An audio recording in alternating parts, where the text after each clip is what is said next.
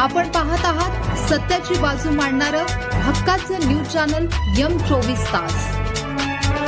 विटा येथील प्रसिद्ध मरीमी लक्ष्मी मंदिर चोरी प्रकरणाचा छडा, अट्टल चोरट्याला सांगली स्थानिक गुन्हे अन्वेषण शाखेकडून अटक। विटा तालुका खानापूर येथील सूर्यनगर परिसरातील मरीमी लक्ष्मी मंदिरातील चोरीचा तपास लावण्यात सांगली स्थानिक गुन्हे अन्वेषण शाखेला मोठे यश आले आहे। या प्रकरणी पोलिसांनी एका रेकॉर्डवरील अट्टल चोरट्यास अटक केली असून त्याच्याकडून 2,20,000 रुपयांचा मुद्देमाल जप्त करण्यात आला आहे।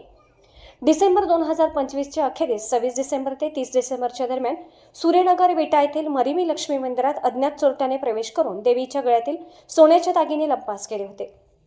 या प्रकरणी श्री दिगंबर मारुती गुरव यांनी विटा पोलीस ठाण्यात फिर्याद दिली होती। मंदिरातील चोरीमुळे परिसरात संतापाचे वातावरण होते। या गुन्ह्याचे गांभीर्य ओळखून सांगलीचे पोलीस अधीक्षक श्री संदीप घुगे यांनी स्थानिक गुन्हे अन्वेषण शाखेला समांतर तपास करण्याचे आदेश दिले होते। पोलीस निरीक्षक संजय कुमार झाडे यांच्या मार्गदर्शनाखाली सहाय्यक पोलीस निरीक्षक सिकंदर वर्धन यांचे पथक तपास करत असताना गुप्त बातमीदाराकडून महत्त्वाची माहिती मिळाली।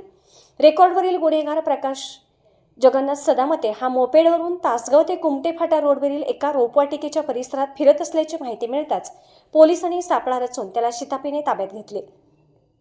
चोरट्याची अंगझडती आणि चौकशी केली असता त्याने मंदिरातून चोरी केल्याची कबुली दिली। त्याच्याकडून 12 ग्रॅम वजनाची सोन्याची 2 मंगळसूत्रे किंमत 1,50,000 रुपये व चोरीसाठी वापरलेली मोपेड TVS ज्युपिटर किंमत 70,000 रुपये असा एकूण 2,20,000 रुपयांचा मुद्देमाल हस्तगत करण्यात आला आहे। यामध्ये प्रकाश जगन्नाथ सदामते वय 32 राहणार आमनापूर तालुका पलूस हा सराईत गुन्हेगार आहे।